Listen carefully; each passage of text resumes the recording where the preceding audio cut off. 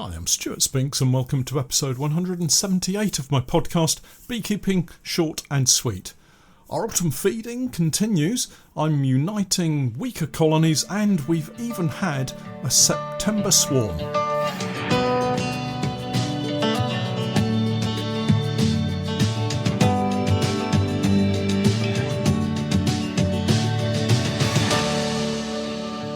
Beekeeping Short and Sweet, a beekeeping podcast for the inquisitive beekeeper with a short attention span.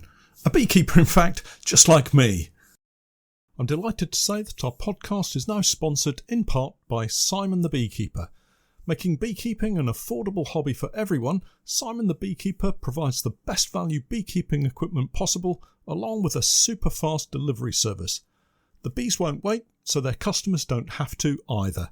Visit the website at www.simonthebeekeeper.co.uk.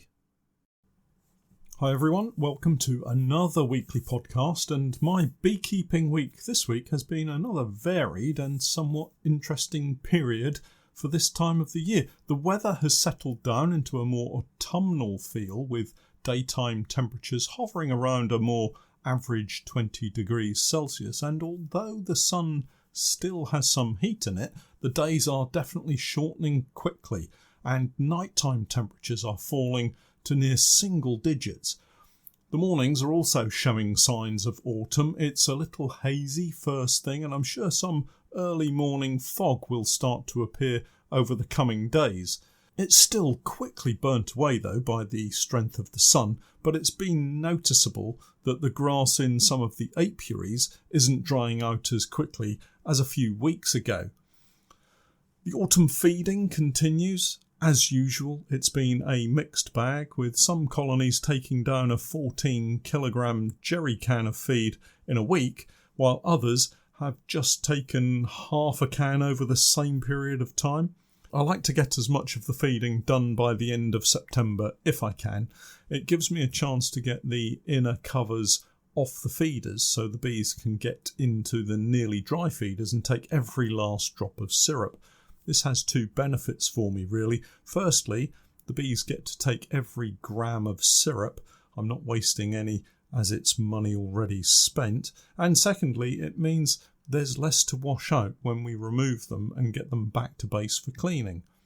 That's a full day of hot soapy water and a rinse dry before being taken back to the unit for safe storage until next time. I really like the Maysmore green jumbo feeders, but they need to be kept out of the sun to hopefully keep them in great shape and not let the sun perish that plastic material. If you look after the equipment that you have, it will last a lifetime, I've no doubt. And let's face it, none of this kit is cheap, so why not take care of it and save yourself some money and help reduce waste? One of the important tasks of this part of the season is assessing and uniting colonies where needed. I've touched on this previously, but it's really important if you have any number of colonies. Attempting to nurse weak or small colonies through the winter is, as I have found to my cost, time-consuming and a drain on resources, namely syrup, treatments and therefore cash. It's sometimes a difficult decision, but I've been fairly determined this year to get them united as early as possible, so we head into winter with strong colonies that can take the colder months ahead without any problem. Several of my national colonies have been doubled up already, with more to follow, I suspect. It's a challenge every year. Autumn assessments can be really tricky, and the reason for this is that not all colonies cope with our winters in the same way. Now there's a surprise. Larger colonies can quickly eat their way through stores and, if not monitored closely, can starve. Late-mated queens can become drone layers, yet smaller colonies can sometimes manage on what seems like a cupful of bees all winter long, eat barely any food and come through unscathed and full of vigour in the spring. If only I had an apiary full of those.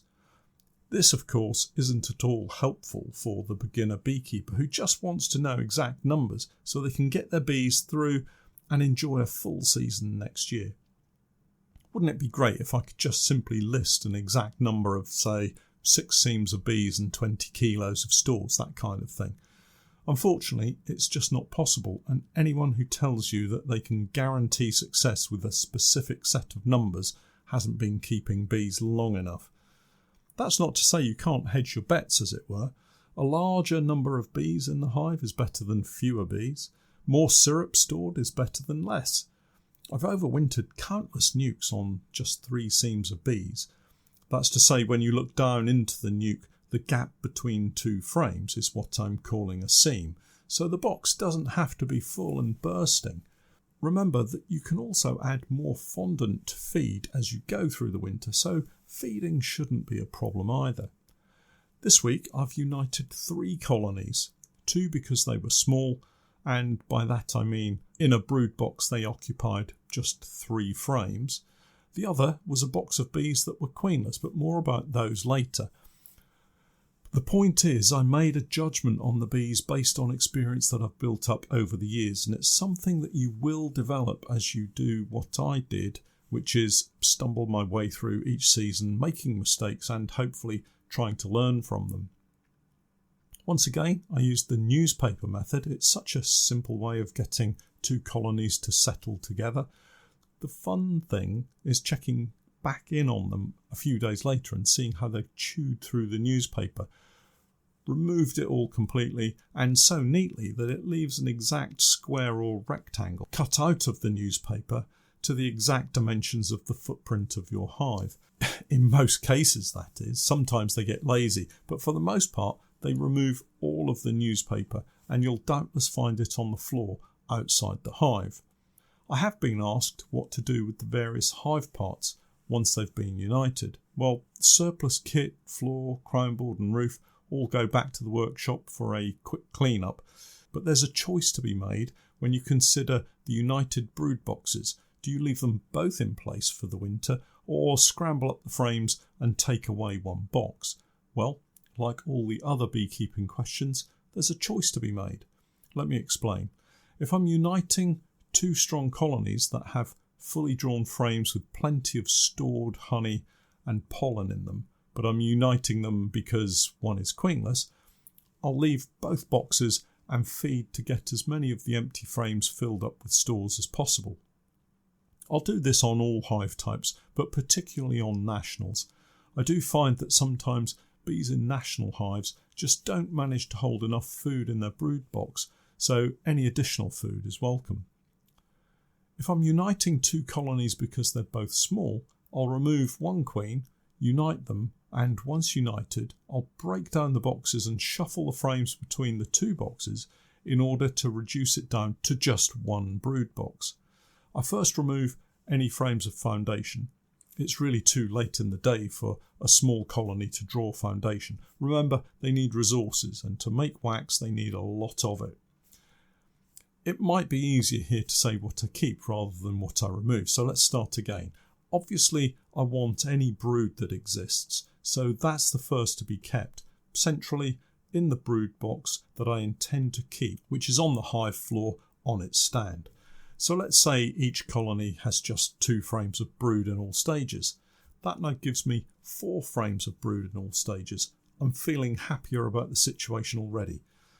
Even happier once I see the queen and get her on a frame of brood in the brood box that I'm keeping. Next, I'm looking for frames of stores. That's pollen and honey. Let's say there's just a couple of those. The rest are a jumble of foundation, badly drawn comb, and older, darker comb that could really do with being replaced.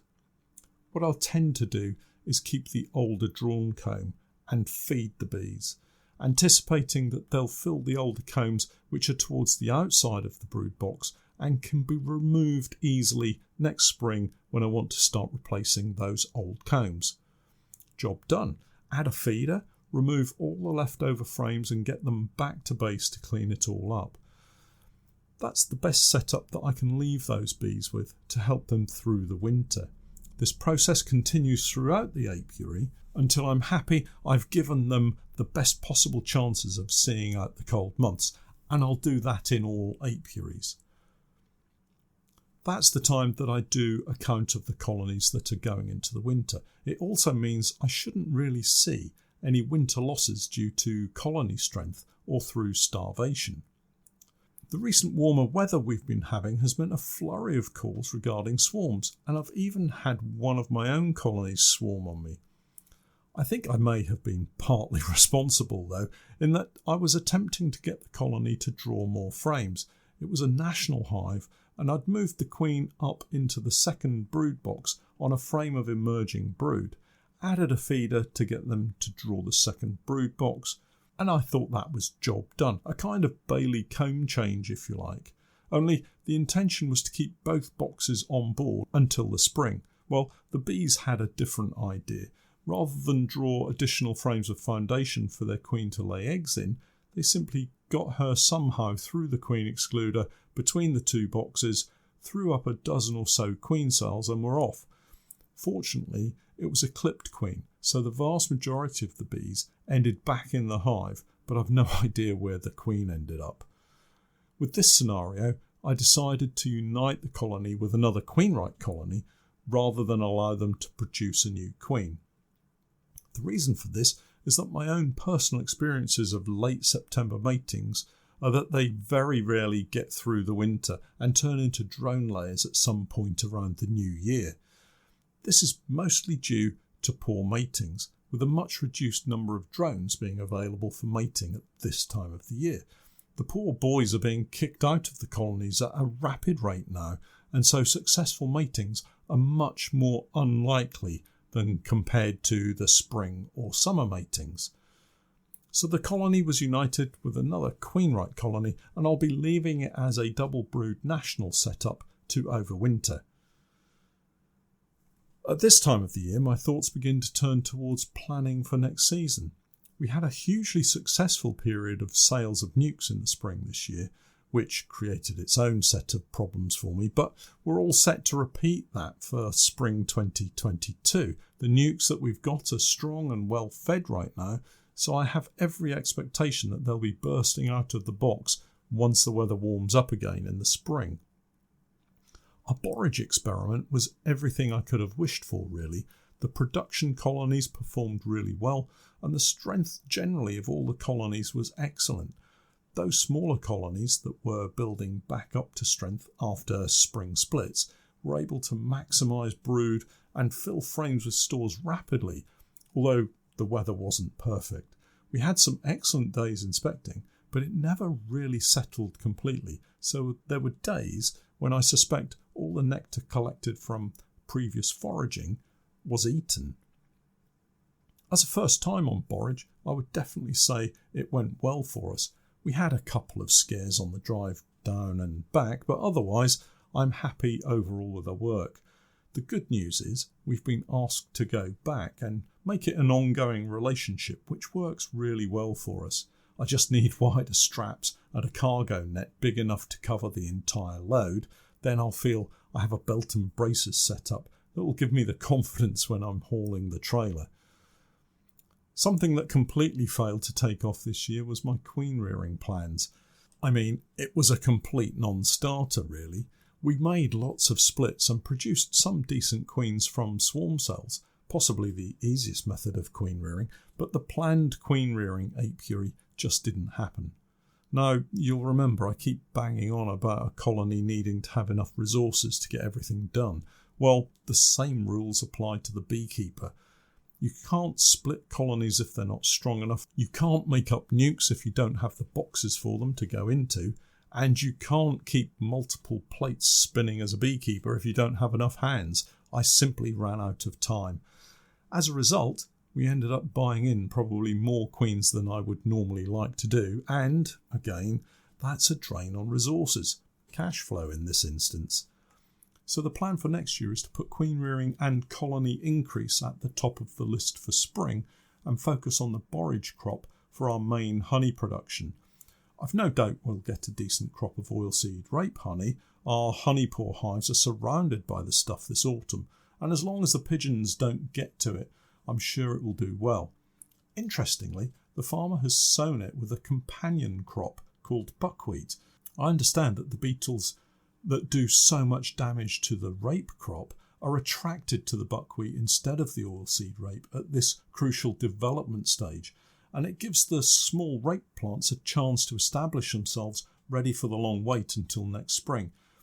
It always amazes me how those scruffy little oilseed rape plants of late February turn into such tall, healthy, yellow-flowered plants in May.